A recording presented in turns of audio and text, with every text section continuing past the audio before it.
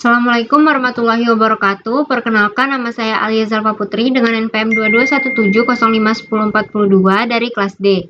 Di sini saya akan menjelaskan terkait tugas prasyarat UAS mata kuliah pengantar organisasi komputer. Dosen pengampunya yaitu Bapak Febi Eka Febriansyah. Jadi di sini ada file logisimnya. Kemudian di sini ada assembly program dan logisim 8 bit CPU-nya. Nah, ini ada komputer yang dibuat oleh Paul Ramos. Di sini ada CPU, ada ROM atau read only memory, kemudian ada RAM yaitu random access memory, ada perangkat outputnya, ini ada LED matrix, kemudian ada TTY, di sini ada disk, kemudian ada perangkat input yaitu keyboard. Dan di sini ada beberapa tambahan pin, yaitu ada pin clear untuk menghapus isi dari keyboard, kemudian ada tombol start atau stop di sini untuk menghidupkan atau mematikan. Kemudian di sini ada tombol reset untuk merestart isi dari CPU ini. Kemudian ada di sini yang ini ada pin clock untuk switch yang berjalan ketika satu cycle terpenuhi.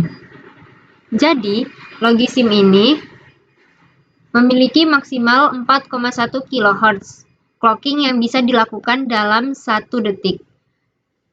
Namun kalau komputer asli, clockingnya ini bisa gigahertz dalam 1 detik. Jadi memproses miliaran clock atau tick. Kemudian saya akan menjelaskan bagian ini. Jadi CPU itu ada 2 komponen dasar, yaitu control unit dan ALU. Jadi, control unit ini memberikan instruksi kepada komponen lain untuk menjalankan instruksi yang diberikannya. Nah, control unit ini pertama melakukan fetch data, kemudian memori ini masuk ke control unit, diambil datanya, kemudian instruksi data tersebut akan decoder dan dijadikan instruksi. Lalu dijalankan oleh perangkat lain yaitu ALU. ALU ini untuk operasi logika. Nah, di sini ada program counter. Program counter ini untuk menyimpan address data memori yang ingin kita jalankan dan juga melakukan pemindahan data dari satu address ke address lainnya. Kemudian di sini ada register. Register ini untuk menyimpan hasil operasi di ALU ini. Nah, di sini pada dasarnya ROM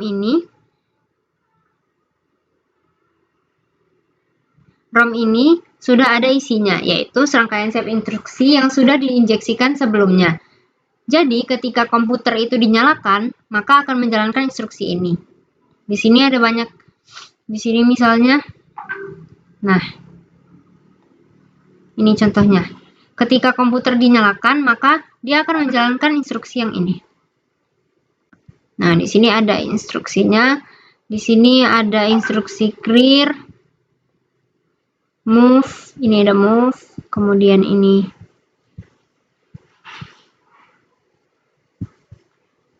move, kemudian ada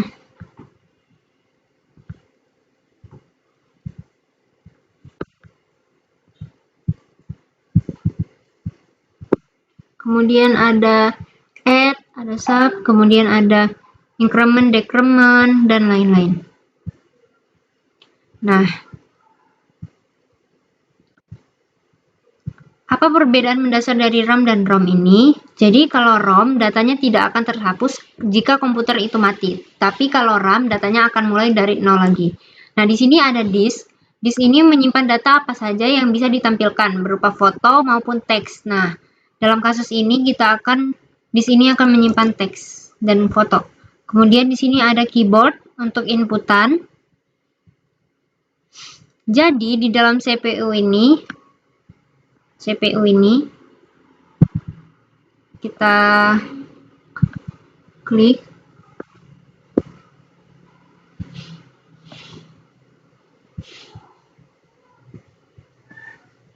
ubah ke 4,1. Nah, di sini di dalam CPU ini ada control unit tadi yang udah dijelaskan di sini tadi. Nah,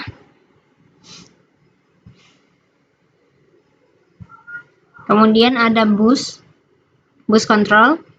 Jadi bus control ini untuk menjadi jalur transportasi antara komponen dalam CPU. Kemudian ada penghubung I/O atau I/O port, kemudian ada video control. Nah, ini di dalam central unit itu ada program counter. Program counter udah dijelasin untuk tadi. Jadi program counter ini untuk mengcounter address dan menyimpan alamat suatu address yang datanya ingin dieksekusi di CPU. Nah, di sini ada register untuk menyimpan data sementara di CPU. Kemudian ada instruksi-instruksi lain yaitu move data, write byte, read increment decrement, move batch data, call, dan read. Kemudian di sini ada banyak, ada bus control. Bus control itu yaitu tempat di mana jalur apa yang akan kita gunakan. Ini ada program counter. Ini ada register ALU. Nah, ini isi ALU-nya. ALU ini menerima dua inputan untuk menjalankan operasi logika ini dan operasi aritmatika. Nah, di sini outputnya yaitu berupa angka dan flag. Apa itu flag? Jadi jika outputnya flag, maka dia menjalankan operasi komparasi, misalnya membandingkan suatu bilangan mana yang besar dan yang kecil. Jadi itu berarti masuk ke dalam flag. Kemudian ini ada I/O port.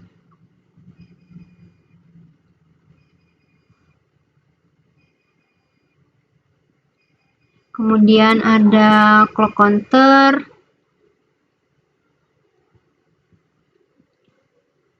Nah, ini ada matrix controller. Jadi, masing-masing pin ini merepresentasikan setiap baris LED matrix. Ini misalnya baris pertama, baris kedua, baris ketiga, seperti itu. Nah, jadi CPU ini berhubungan dulu dengan ROM. Karena ROM ini menyimpan set instruksi awal ketika tombol start itu dijalankan. Jadi ketika komputer itu dinyalakan, datanya disimpan dulu di dalam ROM, kemudian di-fetch oleh CPU.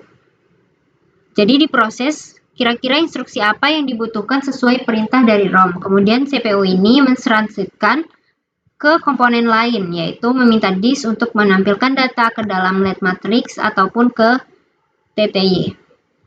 Jadi isi dari gambar dan teks ini tersimpan di disk ini, yang merupakan hasil perintah CPU yang membaca ROM. Kemudian kita coba. Nah, ini tick enable-nya dinyalakan, kemudian frekuensinya pastikan 4,1 kHz. Nah, ini pin clock-nya sudah menyala, kemudian kita klik start.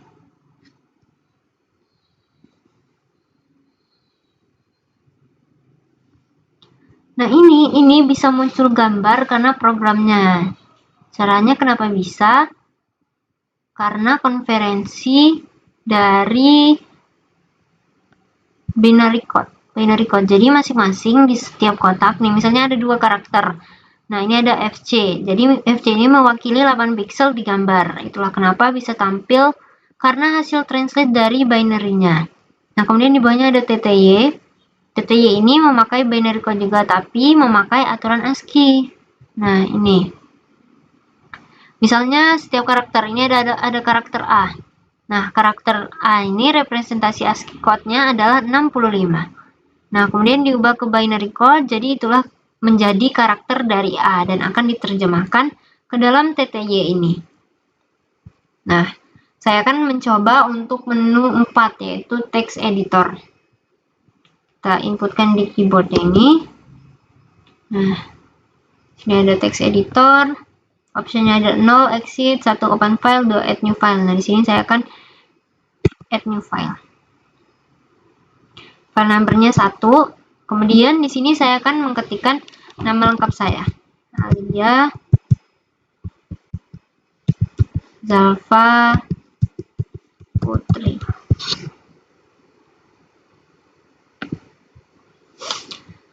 Kemudian ini akan diproses oleh CPU yang akan ditampilkan oleh disk. Kemudian kita coba untuk ketik 0 untuk keluar. Kita ketikkan 1 untuk open file. File numbernya tadi kan 1. Nah, di sini udah muncul nama yang kita inputkan tadi dari keyboard. Nah, kenapa bisa? Karena setelah diproses oleh CPU ini, jadi CPU ini akan mentranslatekan ke komponen lain yaitu disk untuk menampilkan data ke dalam TTY ini. Jadi isi gambar dan teks yang ada di sini itu tersimpan di disk dari hasil perintah CPU untuk membaca ROM ini. Kemudian kita reset, kita ke menu utama.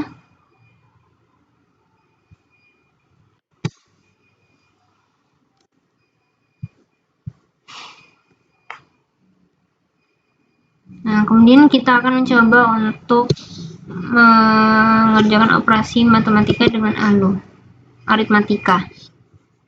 Nah, ini akan muncul ALU. Implementasi operasinya di sini ada AND, OR, XOR, NOR, ADD, dan SUB. Kemudian kita di sini saya akan mengetikkan 4 digit terakhir NPM saya. NPM saya yaitu 2217051042. Saya akan mengetikkan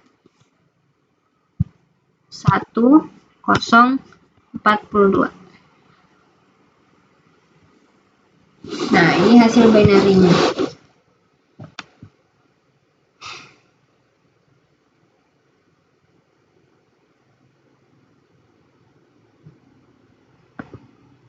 Di sini saya akan membuktikan hasil dari binary ini.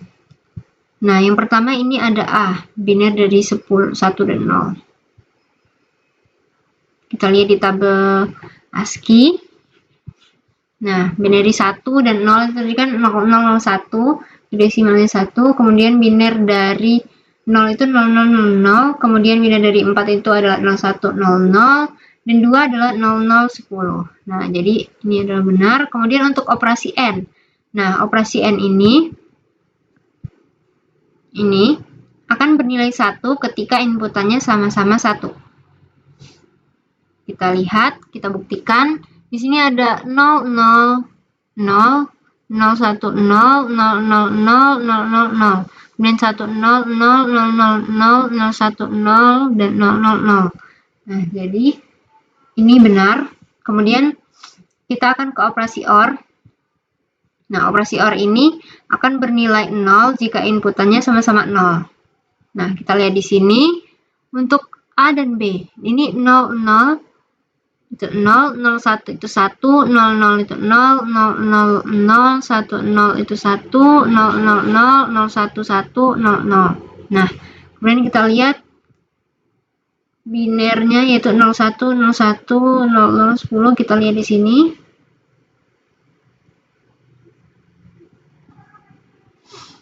Nah, ini desimalnya yaitu 5. Kemudian ini ada 0010. 0010 itu adalah 2. Jadi benar untuk operasi OR. Kemudian untuk operasi XOR. Untuk operasi XOR itu akan bernilai 0 jika kedua inputannya itu sama. Bilangannya. Jadi kita lihat. Ini ada 00 itu 0, 01 itu 1, 000, 000, 100, 10 itu 1, 00 itu 0, 01 itu 1, dan 00 adalah 0. Nah, ini sama aja kayak operasi OR tadi. Desimalnya adalah 52. Kemudian ini ada operasi NOR. NOR ini akan bernilai 1 jika kedua inputannya adalah 0.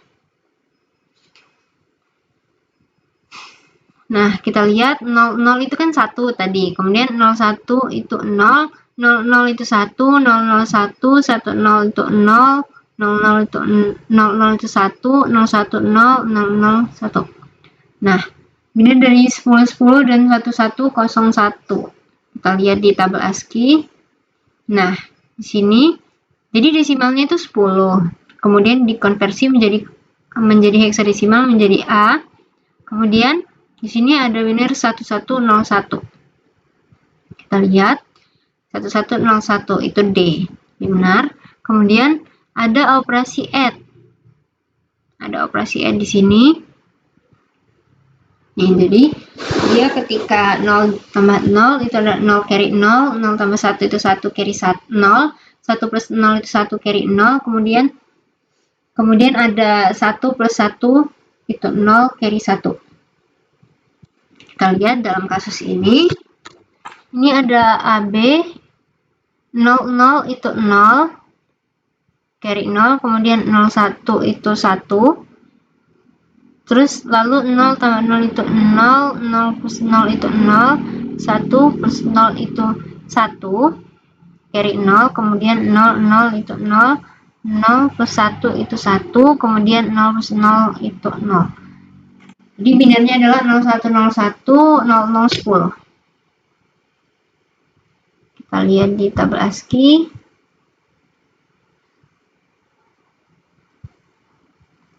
Nah, di sini di 01010010. Jadi sama ya 52, benar. Kemudian untuk operasi short-nya. Nah, di sini kita lihat nih. Ketika 0 dikurang 0 itu 0 pinjam 0, kemudian 0 kurang 1 itu 1 borong 1, 1 dikurang 0 itu 1 borong 0, kemudian 1 kurang 1 sama dengan 0 borong 0. Jadi kita lihat dalam operasi ini 0 dikurang 0 itu adalah 0, 0 dan 0 kurang 1 itu adalah 1, kemudian ada 001, 001, 1 dan 0 itu 0, 00 itu 0, 01 itu 1, 00 dan 1. Nah, ini adalah benar. Kemudian binernya akan menjadi 1100, 1110. Kita lihat 1100.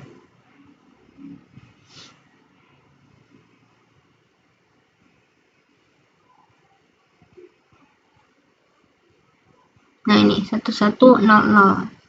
Itu adalah binernya C. Kemudian 1110 itu adalah binernya E. Jadi untuk 4 digit terakhir NPM 1042 ini operasinya bernilai benar. Sekian penjelasan dari saya. Bila ada kurang saya mohon maaf. Saya akhiri. Wassalamualaikum warahmatullahi wabarakatuh.